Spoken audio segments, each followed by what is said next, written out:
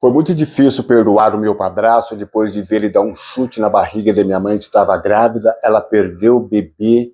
Eu chegar na sala e ver o bebê em cima de um banco, porque a gente não tinha mesa, e um cachorro comendo o pezinho do bebê. Depois ele abandonar minha mãe na rua e ela morrer como indigente.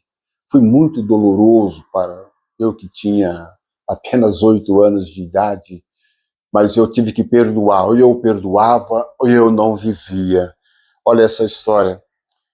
Minha mãe estava grávida, meu padrasto era um homem muito violento, que batia em todo mundo muito. Certa vez ele deu um chute na barriga da minha mãe perdeu o bebê. E como a gente morava na roça, era muito pobre, não tinha nenhuma mesa na sala, o bebê ficou em cima de um banco que tinha na sala, e minha mãe no quarto, doente, lá sofrendo com a dor da perda do parto, feito lá na roça mesmo, enquanto meu padrasto foi arrumar um jeito para sepultar a criança, o bebezinho recém-nascido. Quando eu chego na sala, tinha um cachorro comendo o pezinho do bebê. Que cena dolorida. Minha mãe no quarto, lá chorando, e o bebê e o feto lá na sala, sendo comido por um cachorro. Que coisa triste aquilo. Depois o bebê foi enterrado na mata, ele não foi enterrado no cemitério. Próximo de casa tinha uma mata, ele foi enterrado na mata. Dias depois nós fomos lá levar minha mãe para ela ver o lugar onde o bebê tinha sido enterrado no mato. E quando nós chegamos lá, um tatu no mato que come, quem come no cemitério, come gente. O tatu tinha feito um buraco e tinha comido, a criança tinha ossinhos lá. Muito dolorido aquilo para minha mãe, para mim, aquilo, sabe, era muito triste aquilo. Minha mãe ficou muito doente e em função dessa situação, de perder o bebê desse jeito, meu padrasto que tinha medo de levar ela ao hospital e acontecia alguma coisa, sei lá, o médico descobria que aquilo era resultado da ação dele, então ele ficava procurando benzedeiras, centro espírita, essas coisas para curar minha mãe, e ela foi ficando doente, ficando cada vez pior, cada vez pior. Certa vez ele levou ela para a cidade, colocou ela num quarto de pensão e ficou buscando curas para lá, para poder curá-la, e ela não conseguia. E eu fui um sábado à noite para ficar com a minha mãe, naquele quartinho, naquele lugar. E eu lembro que quando eu cheguei lá, ela colocou uma coberta no chão, eu deitei no chão, ela recebeu um potinho de sopa, ela dividiu aquela sopa comigo, e nós começamos a conversar, e foi uma noite tão triste, dolorosa, mas foi uma vez que minha mãe mais me deu conselho pela vida. Aquele moleque com 8 anos, caipira da roça, eu não entendia muito, e ela dizendo o que eu deveria fazer, como que eu deveria, mas tem uma frase que ela disse certa hora, quando ela disse: ainda bem que a nenê nasceu morta, porque senão era mais um que ia ficar sofrendo. Ela sabia que ela ia morrer, e ia ser mais um que ia ficar sofrendo, sabe essa voz na cabeça, mais um que ia ficar sofrendo, ainda bem que ela nasceu morta. Por que minha mãe dizia isso? Porque a gente não conhecia nenhum parente. Eu não conhecia avó, tio, primos, ninguém. A gente morava no local, eu nunca conhecia essas pessoas. Eu tenho uma irmã que eu nunca conheci, meu pai que eu nunca conheci. Então era uma situação muito complicada naquele lugar ali, e ela foi colocando essa frase. Eu lembro que eu passei a noite com ela, no outro dia de manhã eu despedi da minha mãe, voltei porque eu trabalhava, já às 8 horas eu trabalhava na roça, eu voltei para ir trabalhar. E meu padrasto foi na segunda de manhãzinha, tirou minha mãe daquela pensão e levou para a entrada da cidade, tinha um bar na entrada da cidade, ele colocou minha mãe com uma garrafa d'água, forrou um pano no chão e ela ficou ali. Ele falou para o dono do bar: eu vou buscar tratamento para ela e volto. E ele desapareceu, nunca mais voltou. Minha mãe ficou o dia inteiro ali, gemendo de dor naquele lugar ali, e no final do dia, já escurecendo, um carroceiro passou, vindo do campo, viu minha mãe ali, levou ela para o hospital, e ela foi internada e morreu naquela noite. E eu fiquei sabendo disso no próximo sábado, uma semana depois foi que eu fiquei sabendo que minha mãe tinha morrido, e tinha morrido naquelas condições. Eu comecei a odiar muito mais terrivelmente aquele homem, não só por tudo que ele já tinha feito, né? Eu tenho marca na cabeça de pancada que eu recebia dele, sabe? Então eu tinha muito ódio, mas muito ódio mesmo. E a vida passou e eu fui morar na rua, virei menino de rua, enfim.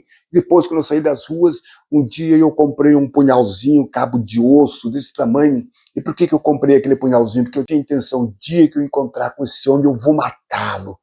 Sabe, isso foi ficando, eu fui ficando odioso, e minha juventude toda, eu era uma pessoa muito odiosa, pela perda da mãe, por todo o sofrimento que passei, por aquelas cenas violentas, e saber que minha mãe morreu daquele jeito, com um homem que largou ela daquele jeito, eu odiava muito, muito, mas eu não consegui vingar aquele homem, então eu passei a odiar tudo que tinha em torno de mim. E depois esse ódio chegou a mim, e aos 20 anos eu tentei cometer suicídio, tirar a própria vida com uma faca, já que eu não consegui com o meu padrasto. Enfim, e foi muito doloroso, foi um processo muito longo de sofrimento, de não ter prazer de viver, de tirar a própria vida. Por muitas vezes isso vinha na cabeça, sabe? Por que tudo aquilo tinha acontecido, eu queria tirar a própria vida, já que eu não conseguia tirar a vida dele. E foi um processo doloroso de começar a perdoar, perdoar. Você vai perdoando uma vez, duas, diante de Deus, você sozinho no seu quarto, você lembrando tudo que você vai perdoando. É um processo longo, porque o perdão não é esquecer. O que faz você esquecer é amnésia, é doença. O perdão faz você lembrar sem dor. O perdão faz você lembrar sem ressentimento. O perdão faz você lembrar sem ter desejo de vingança. O perdão faz você lembrar sem desejar o mal para o outro.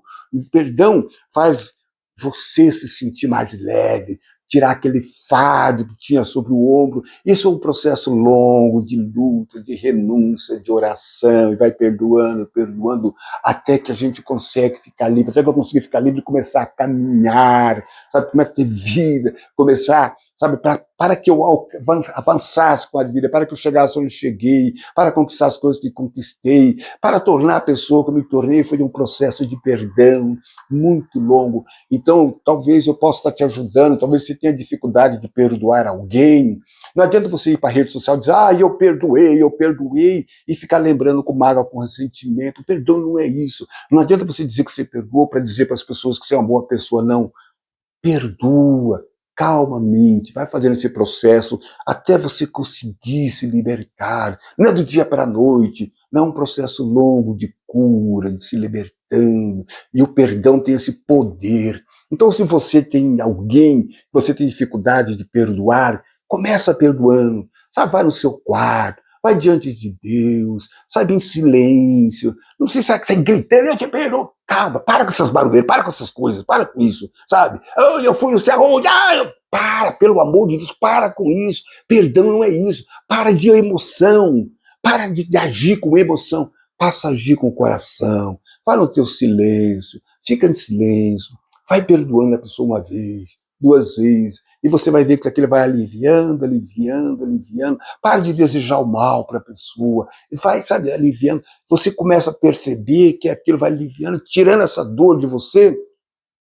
E um dia você começa a lembrar de tudo isso sem dor, sem ressentimento. Você começa, quando isso acontece, você percebe que agora você está caminhando, a tua vida começa a caminhar, você começa a olhar para o mundo com mais amor, você começa a olhar para as pessoas com mais amor, você começa a ver a tua própria vida com mais amor, porque o perdão tem essa capacidade. Então, não carrega o ódio, o rancor, o ressentimento, não provoca motivos que tragam para você ódio. Muitas vezes as pessoas ficam provocando ódio, sabe? Ficam olhando defeitos dos outros para odiar o outro. Para com isso, para com essa atitude, essa loucura de querer odiar todo mundo, de arrumar defeito, destruir o outro, destruir a reputação do outro. Arruma motivo para odiar o outro. Eu amava alguém, eu busquei motivo para odiar a pessoa, para poder esquecer dela. Peraí, você não esquece, o ódio não deixa você esquecer. Então para com essas besteiras, sabe? Procura se corrigir, vai perdoando, você vai ver quanto é bom. Então, se você tem dificuldade de perdoar, começa desse jeito. Foi um processo longo, 2, 3, 5, 8 anos, 10 anos. Como que é bom me perdoar. Então, espero que esse vídeo ajude você a perdoar, seja quem for. Seja quem for, perdoe para o seu bem, para você viver, para você amar, para você ser feliz. E se você estiver odiando, você não vai ser feliz. Você vai fantasiar felicidade, mas você não vai ser feliz. Então, eu espero que possa te ajudar. Eu sou Nestor de Almeida, sou palestrante, sou escritor, sou compositor, sou cantor, sou conselheiro, orientador de pessoas, de carreira. Estou sempre à disposição. Um dia, se precisar da minha ajuda, não se acanhe. Eu atendo tantas pessoas no Brasil, no exterior, aconselhando, orientando pessoas. Então, me procure que eu quero te ajudar a ser feliz e viver sem ódio. Um abraço para você.